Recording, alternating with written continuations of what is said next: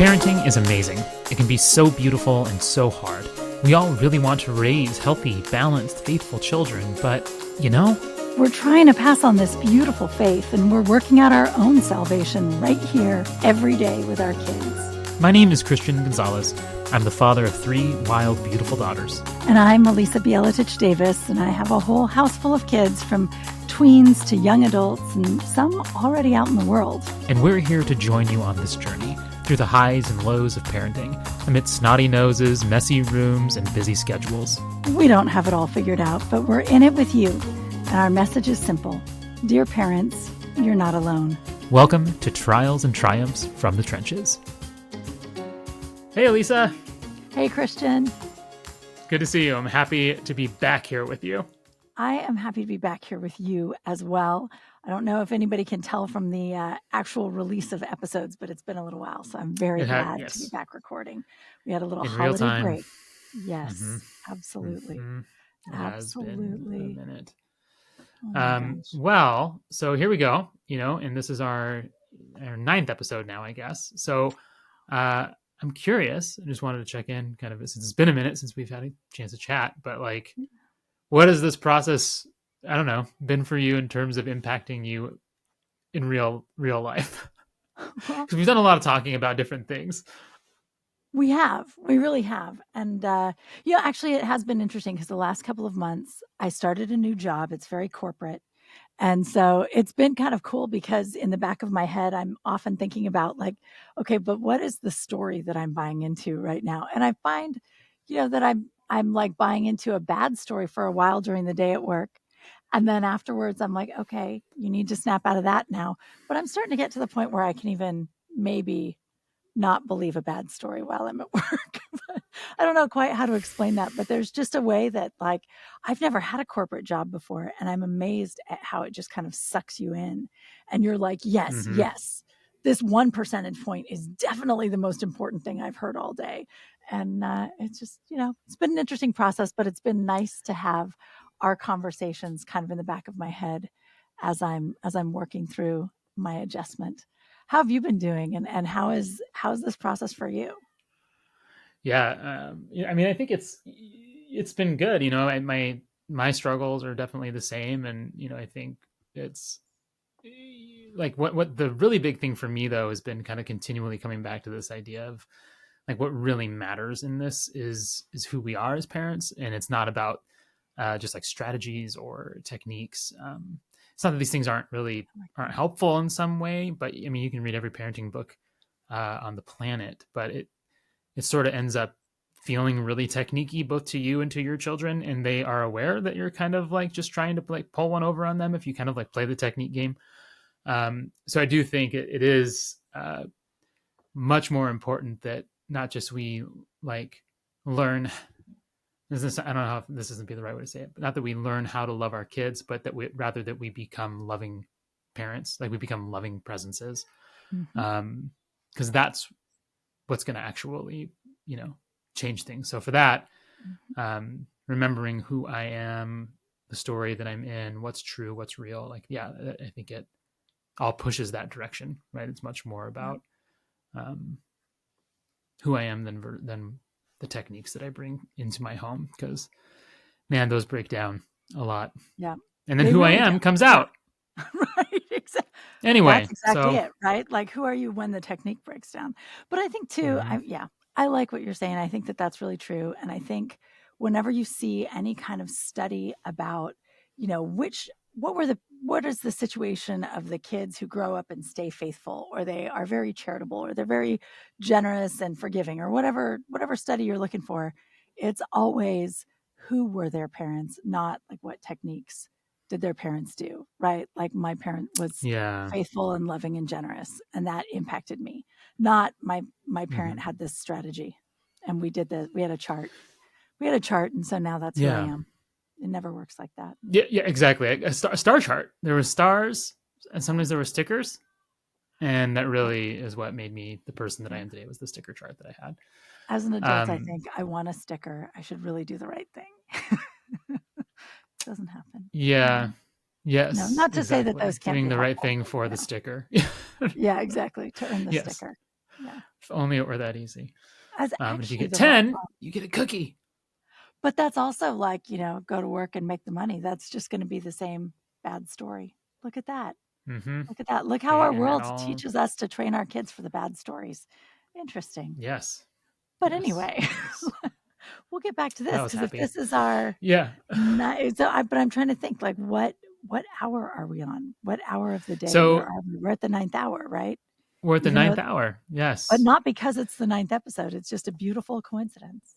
It just so Come together. happens that, yes, that we are at the ninth hour on the ninth episode. So where that puts us kind of in, at least in the course of the day, from the view of the monastery, right, is about 3 p.m. 3 p.m. is Mhm. what we kind of consider the ninth hour. And so as I was thinking about like, okay, well, what's going on in the domestic monastery around 3 p.m., I start thinking like, well, that's the time that school's ending, everything's, work starting to wrap up. We're all kind of beginning this journey back home. It's coming back to the house to be together, stepping out of our kind of pluralized life worlds, and coming back to the one story of our home. And so I was thinking, for me, like at the end of the day, it's really easy to get kind of stuck in like a particular story and bring that home with me. Mhm. And I imagine that it's also relatively true for my kids that they're still thinking about things that happened at school, or the grade that they got on a test or something like that. So yeah, I think it's hard to find ways to know how to decompress from the day and to come home uh, to the domestic monastery and get rerouted in the right story. Yeah, absolutely. Well, I think of 3 p.m. in my household with the kids coming home from school as a really chaotic time. Like when you use the Yes. word decompress, like that feels like the opposite of what it felt like, especially when my kids were like elementary school, middle school, and it was a big crowd of them. It was a lot of energy coming home, and it's chaotic energy because it's like frustrations of the day, right? And like now we're tired. So we're not like energetic at the beginning of the day. We're that kind of exhausted energy. And so, Mm-hmm. trying to maybe get the kids to decompress too. But Yeah. and for And you said it. Sorry, go ahead. I was just gonna say there were years when I was home and I wasn't coming home, but when the kids came home, there's a re-entry into that family dynamic for sure, even if you haven't left the house. Yes. Yeah. Yeah, and I love that you keep kind of using the words coming home, because that's kind of how I've thought of, like, this is our liturgy of the ninth hour, is like, what does it mean for us to come home? And ironic, and not ironically, I guess just interestingly, perhaps fittingly, in the ninth hour, in like the liturgical mind, this is the time of the day where Jesus has officially died, right? And in some sense, where we can say it's where he's left the world and returned home, like he's gone home to the Father. In some, I mean, I know we can say on Holy Saturday there's like the trampling, or like the defeating of Hades and everything that goes on there, but I think that there is some sort of sense of like going home, that we see in the death of Jesus. Because I mean, I think you can even see it here, where in this ninth hour prayer we're told to pray, "You have led us to the present hour, in which, as you hung upon the life-giving tree, you made a way into paradise for the penitent thief, and by death destroyed death. Cleanse us, your unworthy servants, for we fall into sin continuously and are not worthy to lift up our eyes and look upon the heights of heaven. Forgive us for departing from the path of righteousness and following the desires of our own hearts." So there's this like opening of the way, right? This like clearing of the path to come back to paradise, which is our home, that is Yeah. remembered in the ninth hour. Oh, that's neat. That's really beautiful. You made a way into paradise for the penitent thief. I love that. Yes, good Love that. stuff, right? It is. It really is, right? I'm just thinking about it, how that then gets tied to this idea of the forgiveness. Forgive us for departing the paths, forgive us for all these things. That's how we come home, is when we receive that forgiveness and when we're Yeah. reconciled home. This is Well, and, lovely. and even and Such a even neat you see prayer. that further in this ninth hour prayer. Help us to lay aside our old ways, so that we may be clothed with new resolve and may dedicate our lives to you, our master and benefactor. so that by following your commandments, we may come to the eternal rest, which is the abode of all those who rejoice.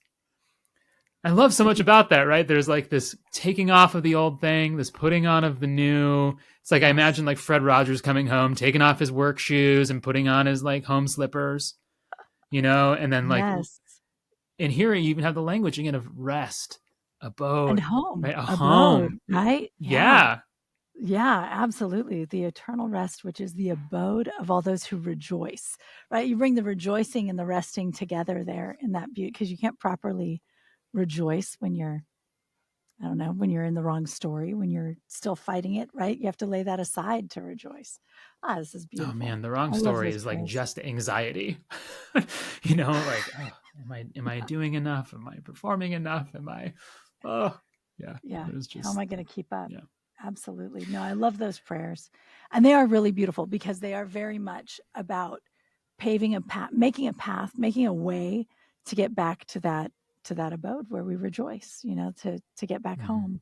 But I love that. And it acknowledges too that there are just a lot of paths, right? Like forgive us for departing from the path of righteousness because we're on some other path. And there we have all these, I'm thinking of an airline right now, but it's like when you fly, you have many choices and we appreciate you taking this one, right? It's like there are a Mm-hmm. whole lot of paths out there and you can pick which one you're going to take. But Christ is opening Yeah. the path for you to come here, to come home, literally and then spiritually as well, right? Like to be home. That's beautiful. Yes. And there's so much that pulls our attention, throughout the course of the day, like you're saying, right? I mean, and this is even in that prayer from the path of righteousness.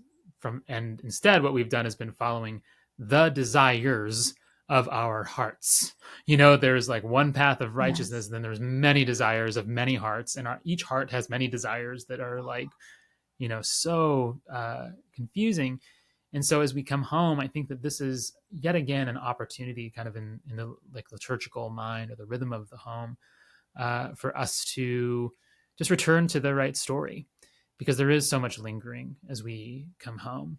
And for me, I don't know about you, but the afternoon is kind of where my energy is the lowest. Totally. I feel just like depleted and Mhm. kind of like I feel like I could probably fall asleep every day at 6 p.m. But it's also like you were saying, the time when my kids' energy seems to be the highest and like the most chaotic, um, which is, but then they also have the least capacity for emotional regulation, which is it's like there's Yes. it's this wild thing where they're like crazy hyper or something, but then they're also really like ready to just get into fights with each other. Hmm. So they're hyper, they're tired, they're hungry, um, and it's Yeah, so I don't know what that's it's like, so Christian. I think wild. that's just your family. I think that no, I'm just kidding. Yeah, No, that's no, totally it's true, right? Like, that's evenings with the kids, and the truth is that's evenings with me too, right? Like, that's all of us, but they're just so much younger, and there's just so much more likely to get swept away in it, but we yes, do because I too. do think We do too. we've been frayed in so many directions. Like, no wonder everyone's like going crazy by the time they come home. They've just been being pulled by so many different agendas and um, competing stories for who they are and what gives their Yes. life purpose. So It's so easy to forget that they are struggling with that same thing. You yeah, know what I dude, mean? I Like come home grumpy. Why shouldn't they? yes, right? Well, and also just that sense of like, who am I and what matters? And like, does it matter whether this teacher likes me? Does it matter if I can pull my grade up? Does it matter if those kids made fun of me? Like, what is it Mm, like? What is really me? And coming home to your family, hopefully, is coming home to people who just receive you in love and acceptance and all of that, except that we're all super grouchy and tired too. so yes, so there's that. But it's true. We're all coming from the same sort of place. And it's easy to forget that the kids come from that place too. yeah. So, kind of following the prayer of, help us lay aside our old ways, so that we may be clothed with new resolve. The Hmm. way that I kind of have been thinking, at least about this like ninth hour time of coming home, is that there's two parts to it that are, I guess, just opposite sides of the same coin. And the first is leaving the day behind, like leaving everything out there behind, kind of taking off the old. Like, what is the thing that I've been stuck in out Hmm. there? And then the second part is the putting on of the new, right? The coming home. So both leaving the world out there and the coming into a space. So I think, maybe if we kind of talk about those two things in turn, it might be kind of maybe a good way to frame this conversation. Does that sound okay to you? Yeah, absolutely. I'm all for that. Awesome. So, is this like leaving the day behind bit, uh, I think that so much of how things go for us in this time after work in school is because of these spaces that we find ourselves in, and particularly for us as parents, like the way that where we find ourselves, not just our kids, but like what's the mental space that I'm in, when I come home, and how is that going to actually dictate the way that my interactions with my family go. And there's this passage from Elder Thaddeus's book, Our Thoughts Determine Our Lives, which has haunted me ever since I read it. And I think I even read it even before I had like a family, and I was just like, do I really want to do this? But it kills me when I really think about it. And he writes, if the head of the family is laden with worries and thoughts about some difficulty, then the peace in that family is disturbed. All the members of the family are depressed. They have no peace, no comfort. The head of a family must radiate goodness to all the members of his family. That is how our thought machine works. And I read this and I want to vomit.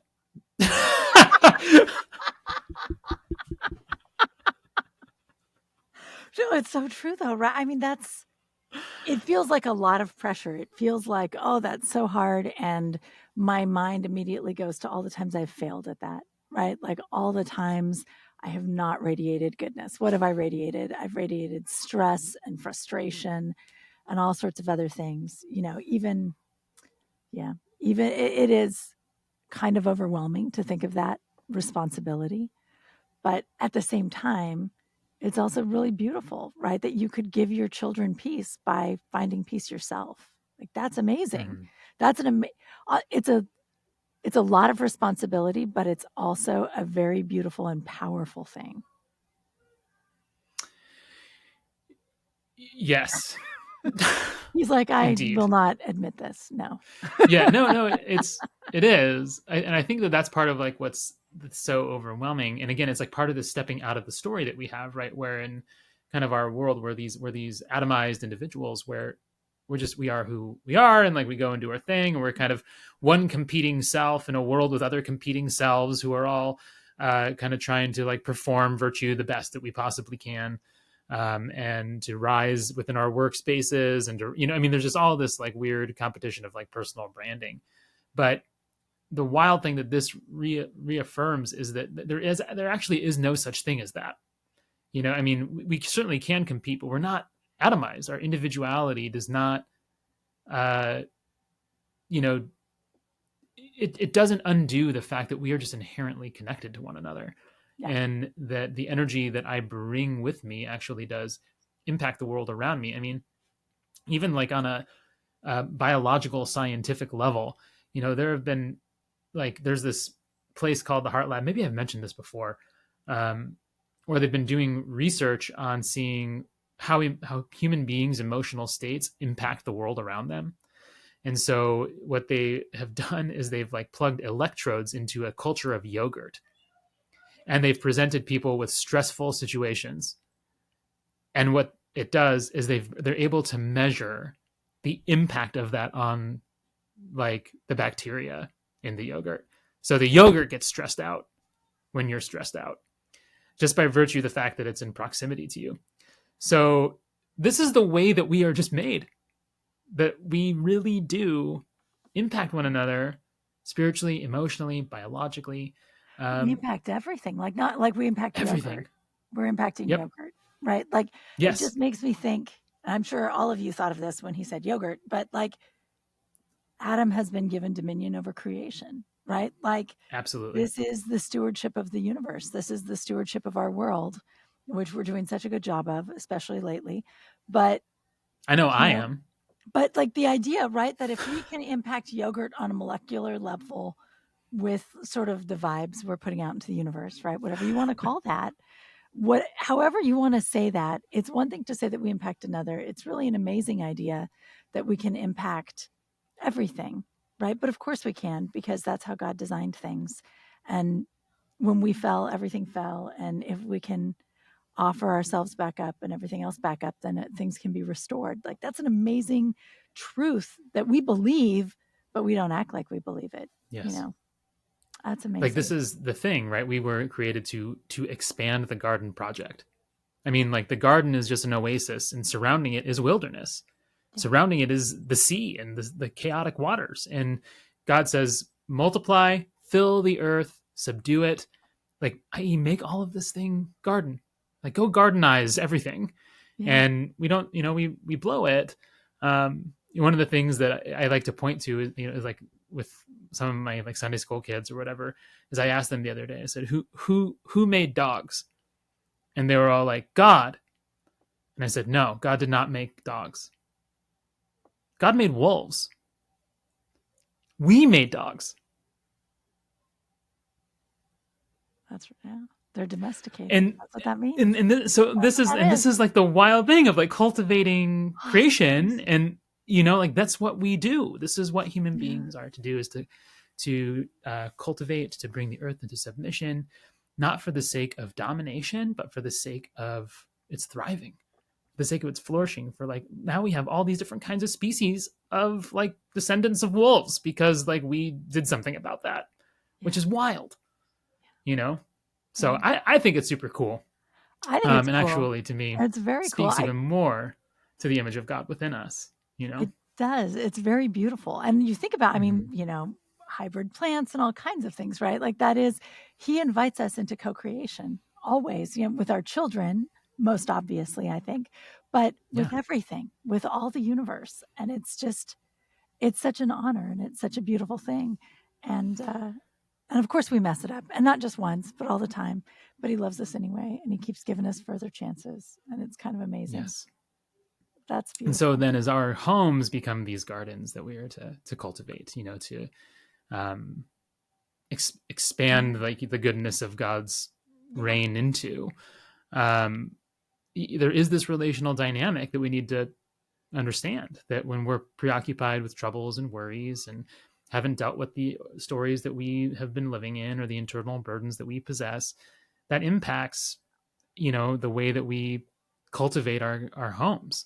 If we're too busy or preoccupied with our concerns, I mean, I know this happens for me. I can have less bandwidth to listen to my kids, and when they feel that. And so kids, because they're egocentric, then not in a bad way, but like in a developmentally appropriate way, Right. when dad is too preoccupied to actually pay attention, it's not that they think, oh, dad has a really hard time with his work life balance, and he needs to learn some better boundaries and learn how to keep Right. work outside. What kid internalizes is, I'm not that important to dad. Yeah. Maybe it's because I'm not important. I'm just not important at all, maybe. Yeah. Uh, if mom is stressed out by me or whatever, then it's not that mom's afraid and just trying to do too much and needs to learn how to say no to some people. It's that I'm a bad girl. Yeah. I'm a bad boy. And this is, I think, where we need to figure out, okay, what are those stories that we're bringing home with us that steal our peace, and keep us from actually being the priests and gardeners in our own homes. Absolutely. Yeah. We have to find a way. Well, and yeah. I mean, that's so beautiful, right? Because what you're saying is a very clear, modern, easily understood concept, but it's so much like what Elder Thaddeus is saying, which is that, this turmoil inside of you is going to radiate out to the people around you. And if you can find peace, if you can find balance and harmony, that's what's going to radiate out of you. Right. And so, like, on the one hand, when he says that, it sounds, I don't know, sort of unfamiliar, I guess, to our modern ears of how people talk about things. But he's not wrong. He's not wrong at all. And it actually makes perfect sense with what we know about psychology and what we know about relationships. But so the question is, how do we do that? Right? Like, how do we how do we find that way?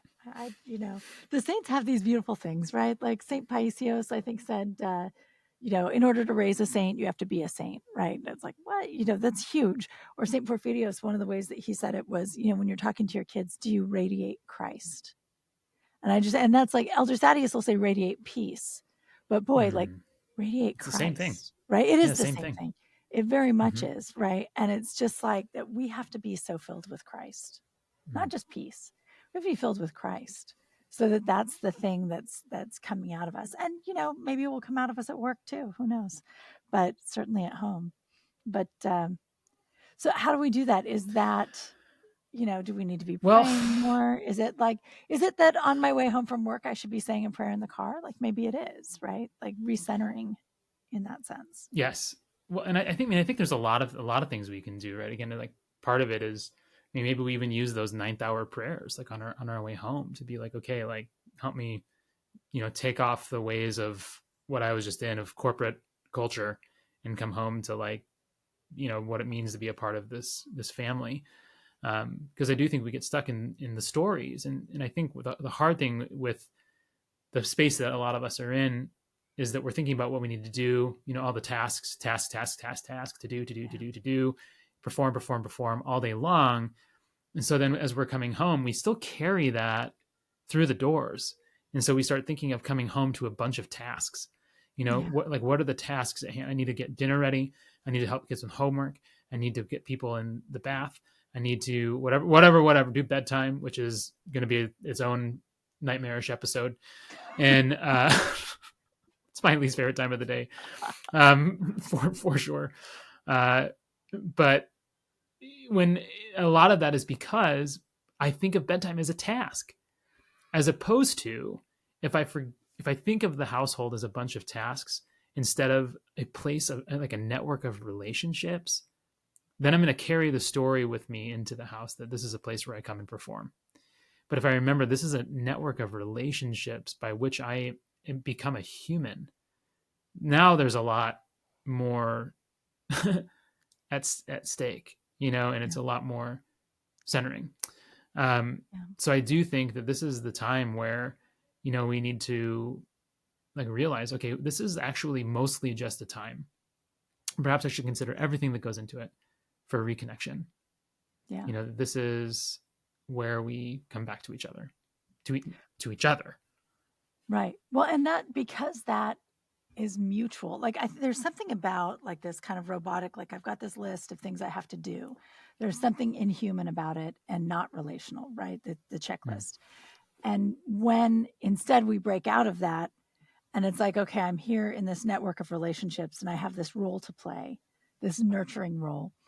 It's in some sense, you could say, like, oh, that's a bigger job. That sounds even more exhausting than the list I already had.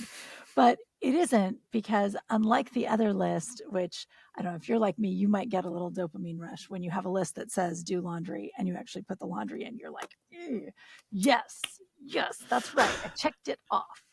But there is like, if you can really reorient to the relationships, the thing about that is that it feeds you too, right? Mm-hmm. Like, I mean, my checklist feeds me in a very shallow dopamine way, right? But if I really am coming back into it and saying to myself, not just like it's my responsibility to be a good listener because my kids need that, but really to enter into a relationship with them in a genuine way, that's going to feed us too. And that's going to be very beautiful. And that's going to be really a break from work, right? Like when we have to go back to work the next day and back into that other stuff, we'll have actually spent an evening being human with other humans. And, I think we tend to underestimate because it's so good for the kids. That doesn't mean that it's also just really good for us, you know? Mm-hmm. Mm-hmm. Yeah, yeah, because it's the only way that some of those other stories can actually be exited. Yeah. If we remember that the true story of the human being is that we were made for relationship. We were made by love and we were made for love. That is what it means to be human, really, Yeah. to be made for love. Love with God, love with others, love with creation, all of this stuff. Mm-hmm. But we function so much in stories of, I am my mistakes, I am what I do, I am what I failed to do, I am what I have. I mean, this is like a really, really easy thing to get stuck in. I was talking with some of my Sunday school kids yesterday, and they all talked about this kind of thing that people do where they brag about what they have, which is like a really just kind of weird thing to me, that we wrap Mhm. our value around the car or clothes that we have, because from the moment you start driving a car or wearing those clothes, they already are depreciating in their value, Right. right? So Yeah. What if you who have I is a am is used tied, Tommy Hilfiger sweater, my friend, yes, like, because you're using it, now it's worth $5, like, move on. yes, and and now you're worth whatever that thing is worth. So if like these Yeah, cars and the clothes are continually depreciating in value, then so are you. And so the only way that you can continue to move your value up is to get new stuff yeah, where the yeah, value is always, restored somehow. yeah, So it's this kind of like really gross materialistic sacramentalism is like really what it comes down to, that like I participate in value by owning like the new thing. And so I have to stay up with the trends. I have to stay up with the new thing, or I have to make sure that my house looks a particular way, or that my kids are dressed a particular way, that a certain brand is on. I just learned that cross branding is a thing. Have you learned about, do you know what cross branding is? well, like, 2 different products together, Yeah, like wearing an united, Adidas shirt and like, Nike pants at the same, like if you're wearing like a shirt that says Adidas and pants that say Nike on them. Apparently this is a this is a faux thing? pas. Oh, it was a faux Yes, pas. which I was gonna say, it's I would have no thought bueno. that was not a good thing. Now you know It's what? not a good I thing. intuitively know that because I have enough teenagers in the house to realize that that wouldn't make any sense. Are you yeah. You could probably wear Yeah, you Adidas can't be today and cross Nike branding. tomorrow, and that would be fine, Yes, you know? that probably would be fine. That probably would be fine, unless you had made your thing being an Adidas Yeah. person. Yeah, Just like don't do those that. commercials years ago. Remember, I'm a Mac, I'm a PC. Remember those ones? Like the weird to say like I'm a computer. Like I am a product thing that I don't know. It's Right. anyway. Yeah, I am what I buy. So Great. I am exactly, and Great. I am what I consume. uh, Absolutely. No, it is, and our kids can be in that too. For sure. I yeah, mean, they I think can. they're particularly afflicted. Absolutely. You know, Christian, oh, okay. I know what I was thinking because I'm like, now you have me on a totally different, like, Yeah, different happens. thing entirely.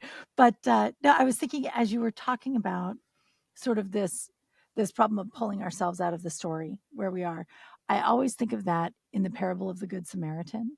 Like the way I think about how the Good Samaritan was walking down the street and like he's going somewhere. He's Mm, going somewhere and he sees another human being and he stops and he doesn't go the place he was supposed to go. He stops and he's mm, taking care of this guy in the moment, and then he's loading him on his horse or his donkey or whatever, and he's taking him to the inn and he's giving them money. And it's like it's a complete detour from where he was headed. And I just often think of that with our own kids, when the kids are calling to me, that's always kind of the analogy that comes to me in my head of this idea that like there's a human being on your path and you've got your agenda and you've got the story in your head of what really matters and what you should be doing, but actually God is just you know surrounding you with other humans, and the real story is that you're supposed to be interacting with them and sort of understanding the ways that you can help them and they can help you, and the ways that you're going to interrelate and connect, and that this path that you're on is just not even relevant to it. Like that's not even part of the mm, story. There's mm, like we don't even know where the Samaritan wanted to go. It just doesn't matter. It just doesn't matter at all. And so it's true, like, that idea of the checklist of all the things that we need to do. Um, that is just part of the same story, right? That's mm, just part of that same agenda that you've pre-written and you already know the answer to the question. And versus being open to a completely different path every minute, and just versus mm, being open at any time to get off that track, mm. to get out of that story. But Yeah, no, and to even kind of hang with the Good Samaritan bit, right? I mean, that whole story is told in response to the question of who is my neighbor, yes, and yeah, uh, I've often railed in youth ministry spaces about like youth ministry programming, right? That like more programs, better programs are not the answer to like yeah, what we're facing as a church. That God's chosen program is people. Like that, like that's the people are the program. And yeah, so it's that relational space, and being set set on a detour. Like we think that wherever the Samaritan was headed, he may have thought, or we may have thought, that his destination was somewhere else and that this was a detour. But really, what Jesus would have us believe is like, no, wherever he was going was the detour. The person was the destination. Yeah. Like this is actually where he was going, right? Like he thought maybe he was going somewhere else, but this Right. is the thing. And I think the same is true for us in our homes, and I think I once heard Ann Bezarides talk about our family members as our first neighbors, our nearest neighbors. And I loved when she said that, because I was like, yeah, that's exactly how we need to be thinking about, our spouses, about our kids as our Yeah. first neighbors. And Jesus tells us, love your neighbor as yourself, right? Like which one of these men was the neighbor to the one in need, the one who helped him? Um, so the one who had mercy.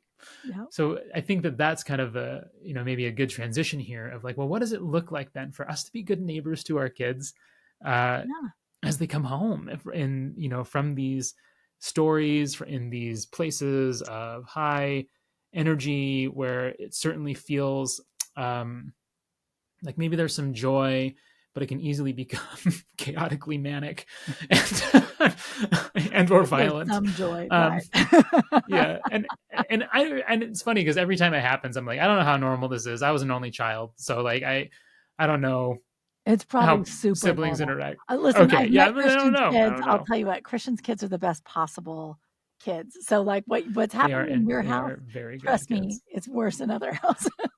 Like, this could be so much worse, Christian. I don't know why God gave you such an easy crowd, but man, it could be worse.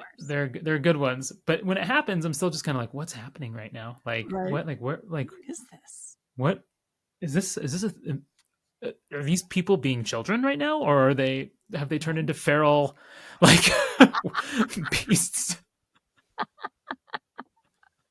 And again, this is so much more about me than it is about them. Like this is what I'm trying to say, right? That like I have a different story about what should be happening or what is normal because of whatever. And I like, how do I make space then for the people that my children are, trusting that like they always make sense, that they always make sense somehow.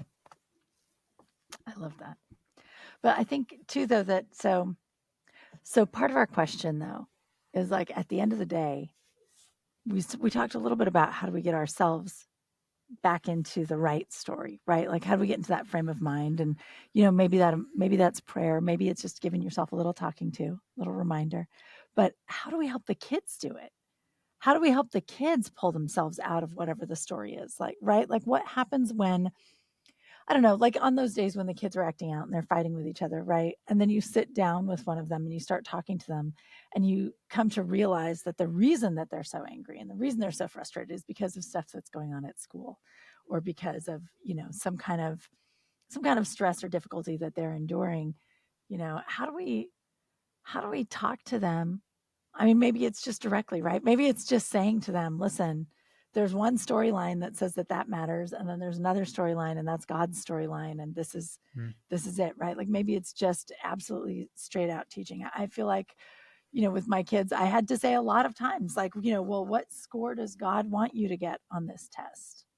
Like, what's a high enough SAT score for God? What is he like? And they're like scratching their heads. And I'm like, God doesn't care. God really doesn't care what your SAT score is. Like, he cares if you Yeah. cheat to get a better score. He cares if you kick the kid next to you while you're taking it. He cares how you treat the humans that come around you at that time, right? But he's not really keeping track of your score because he just Mm-hmm. doesn't care. It just doesn't matter, and I think, you know, that's an The important thing national to keep in government mind. is keeping track and Oh, cares. everybody else cares. Literally Everyone everybody else else cares, cares. Because including they'll me. determine your salary later, Yeah. okay? And your wife will care and your kids will care. And, whether your kids go to college, I don't know, might depend on this. But, you know, But no stress. No stress. don't worry about it. No. But truly, But I right? think you're right. Like I think but even to that point, right? Like because we have that story, and when there's part of us that knows that, right? The part of us that knows, okay, God loves me. whatever, you know, isn't that nice? But like the felt, but the felt stresses from the day are so overwhelming. And like you're saying, the kids have their own versions of this stuff. And I remember like at one point in my, last year, our middle child, we had her at a charter school, and they had to like sit, and like this all day long, kind of like with their hands clasped, like in scholarly position or something like that. I can't even remember what What? it was called. Yeah, so she went to like a Is that how classical scholars sit? academy. Just it was like mostly just to like get them to like sit upright and pay attention and not fall asleep, right? So they called it like sit like a scholar or whatever. Okay. And man, like when she came home from school, it was just like, again, like out came the hair, and like she's just got like her wild woman like hairdo going on, and Mm-hmm. she's jumping off the walls, and she's like, you know, Yeah. I mean, she was just like unhinged coming home from the school. And a lot of it was just like, well, of course, because she's been performing all day. Like, Yeah.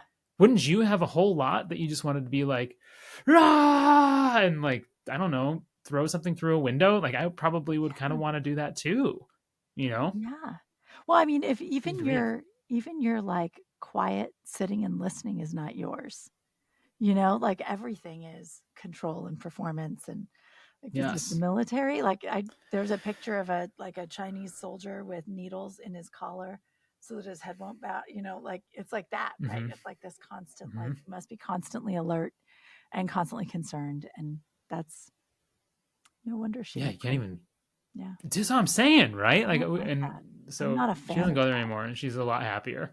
And Yeah. so, like, I mean, I'm but I sure think it was that's a again, great that's part school of in a lot of ways, and I can understand why that totally. seems like a good idea, but it's also like, I don't know. I have ADHD, all my kids have ADHD. I'm just like, oh my gosh, if we couldn't like fidget and move and had to hold our hands a certain way, we're done.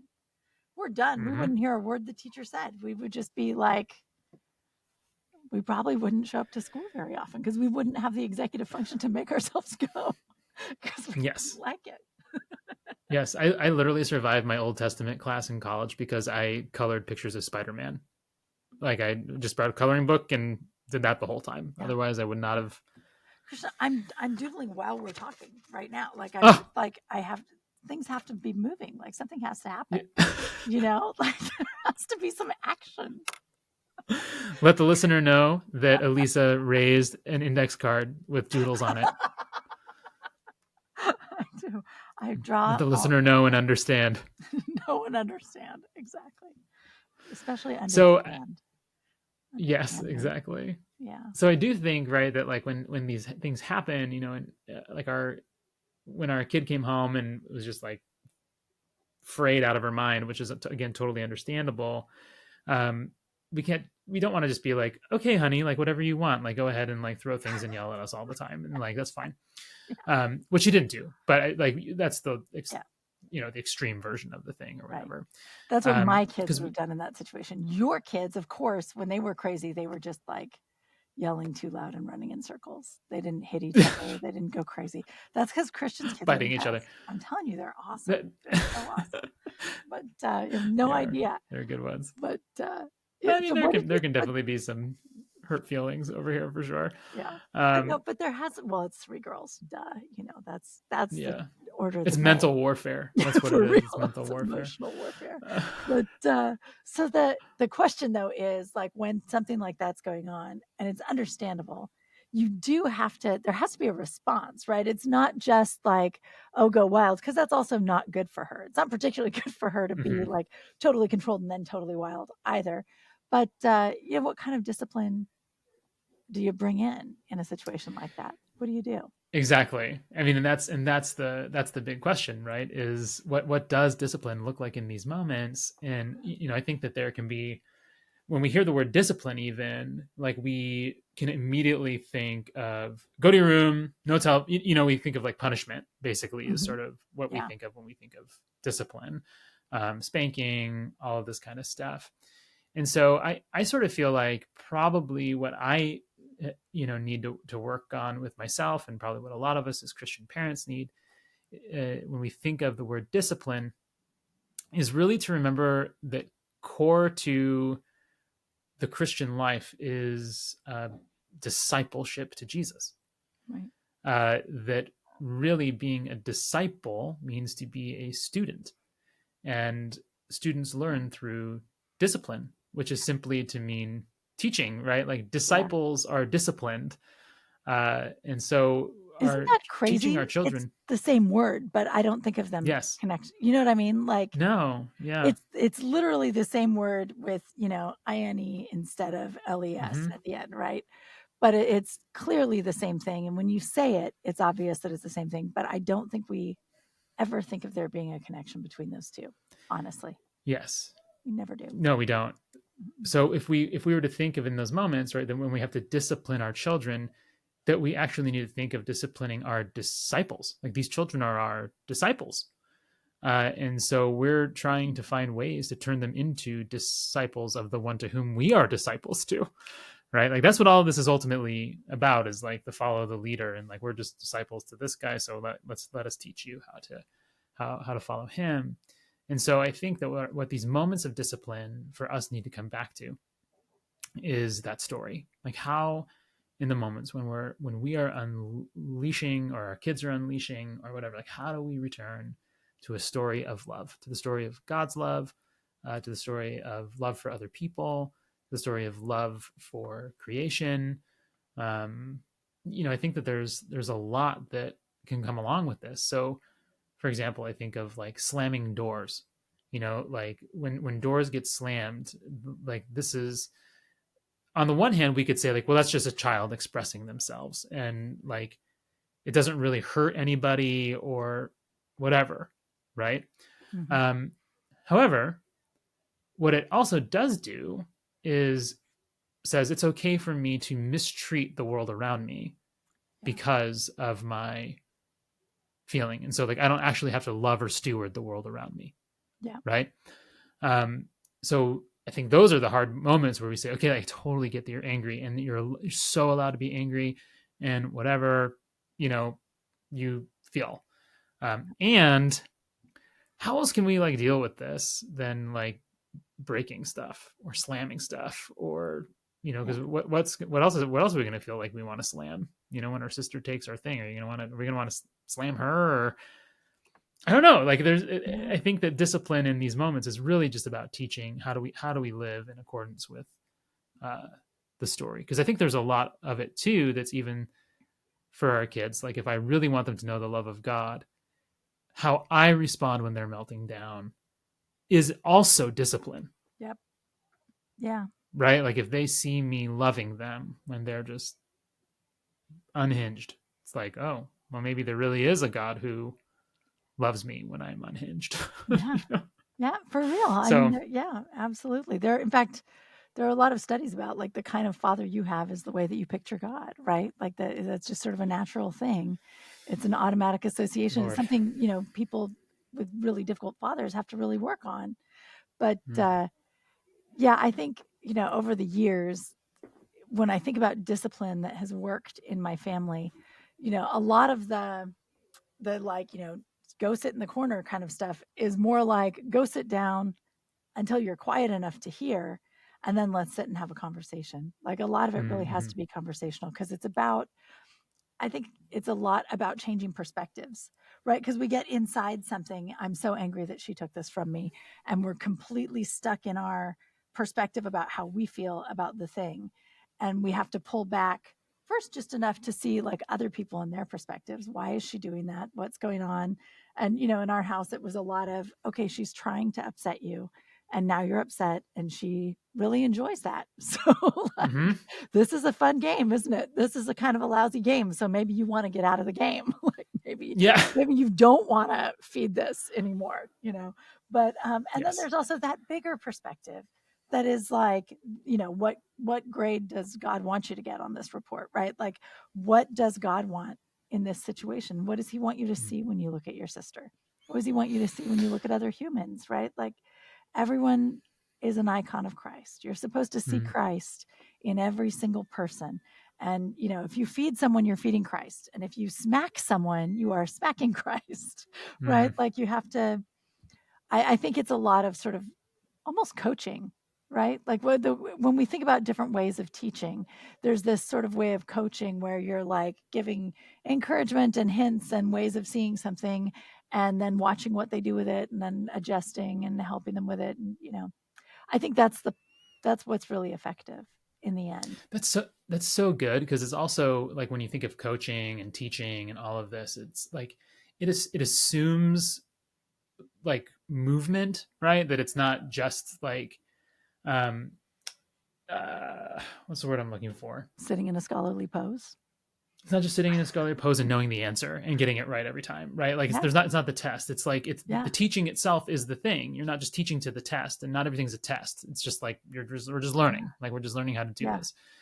Um, and it was funny because I heard some ladies talking after church yesterday, uh, and it's like someone said something about, they're like, when someone's just a 4-year old, like you can't expect them to act like a 15-year old. Like they're just four. Like they've only been a human for 4 years.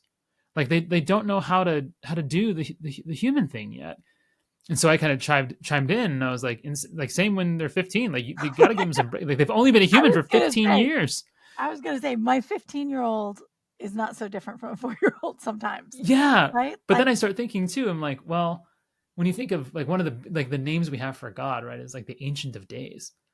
And like this is our Father, like our Father who is the Ancient of Days. yeah, And I think about like my own becoming a human being. Like I've only had 38 years of practice in it. Like I don't have a lot of time under, like, of course I'm still like yeah, impatient. And of course I'm still like, I want to, have dessert before I have dinner. And of course I still, whatever, like I've only been doing this human thing for 38 years. Like, you know, yeah, dear Father, who is the Ancient of Days, the everlasting one, the like eternal Lord, like, I'm sure he probably also looks at us and goes like, it's okay. You've only been doing this for 75 years. yeah, yeah, You know what I mean? Like yeah. I feel like there's so much to that, and it's just we just keep moving forward. I love Like, that.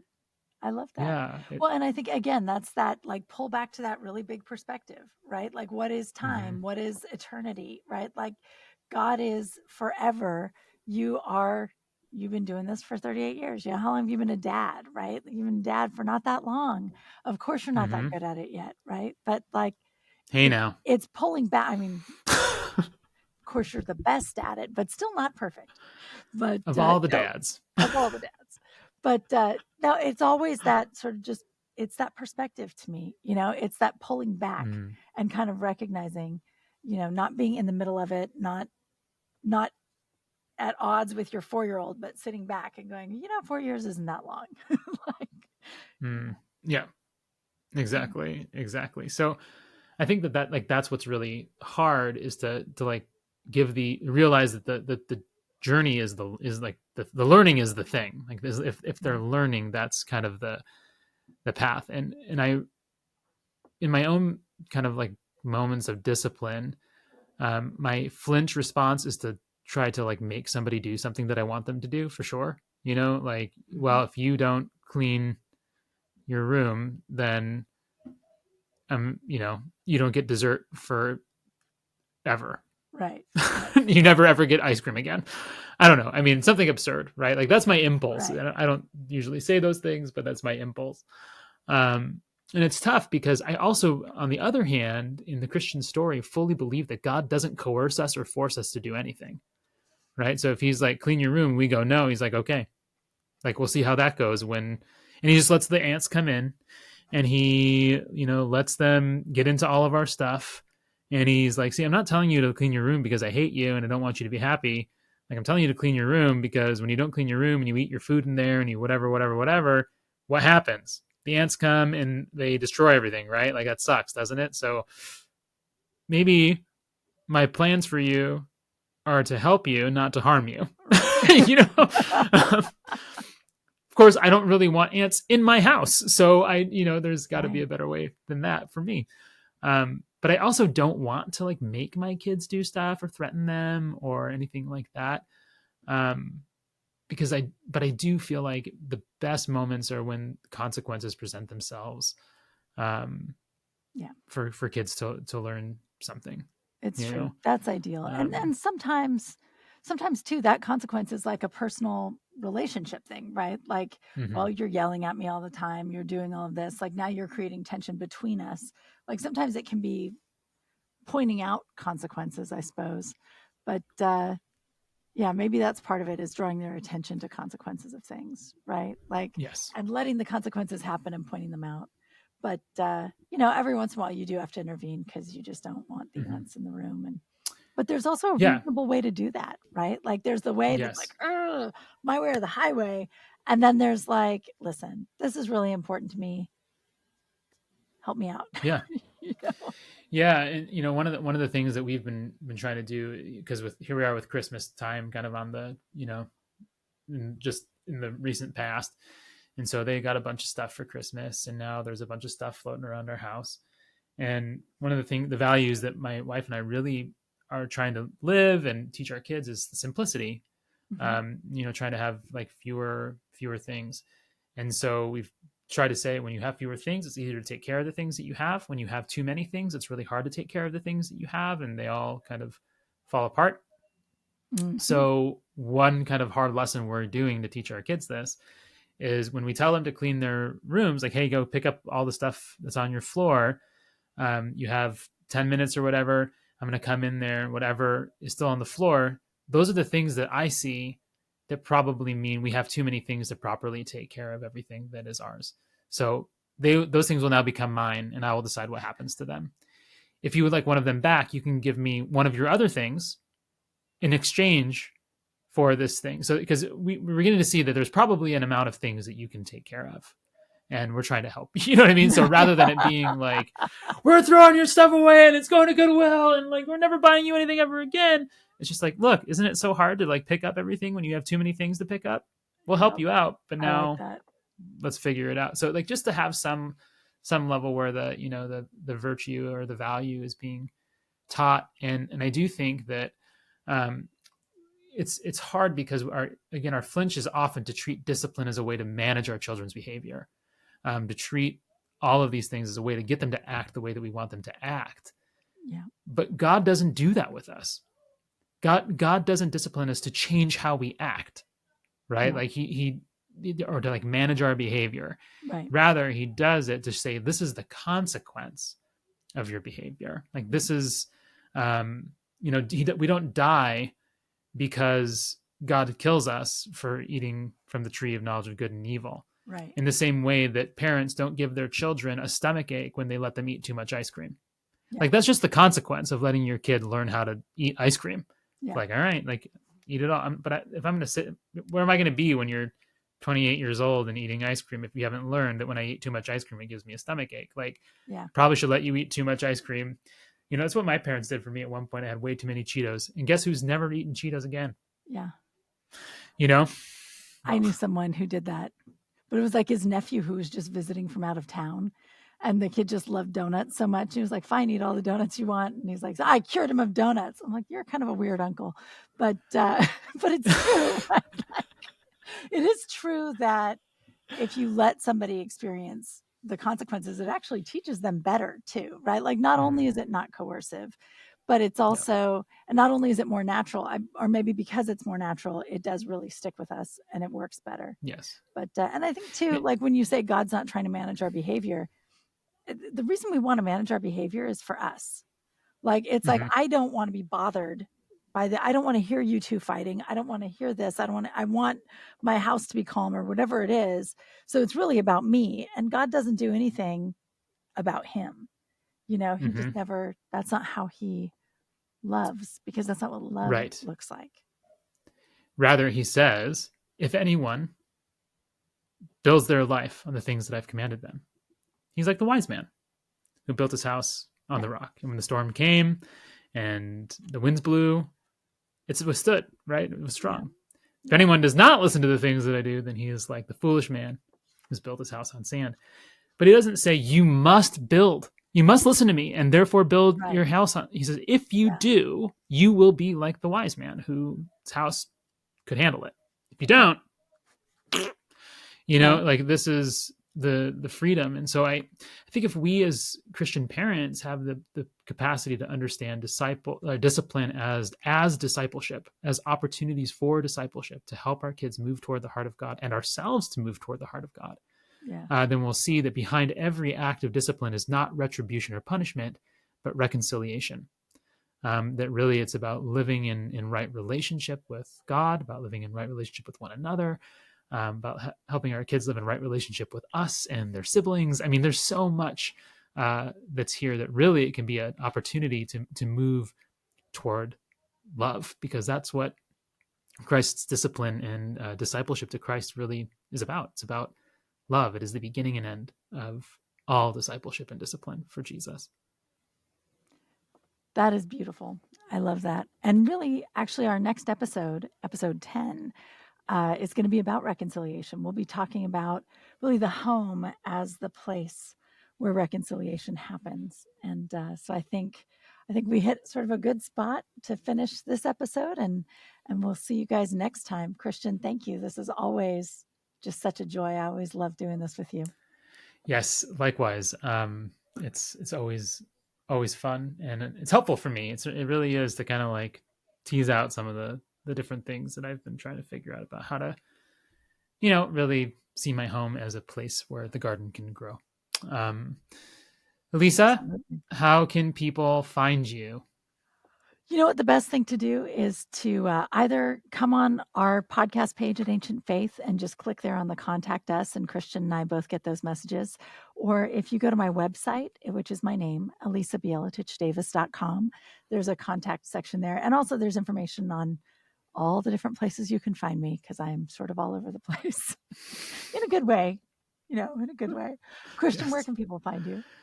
Well, I'm not on the socials, as I've said, but you can follow OYM, that's Orthodox Youth and Young Adult Ministries, on Facebook and Instagram at the OYM Official, or you can head over to our website at theoym.org. That's THE, like the OYM.org. And you can just join our mailing list and see what we've got coming down the pipeline. There you go. All right, guys, we'll see you next time. Thank you for joining us. This has been a listener-supported joint presentation of OYM, Orthodox Youth and Young Adult Ministries, and Ancient Faith Radio.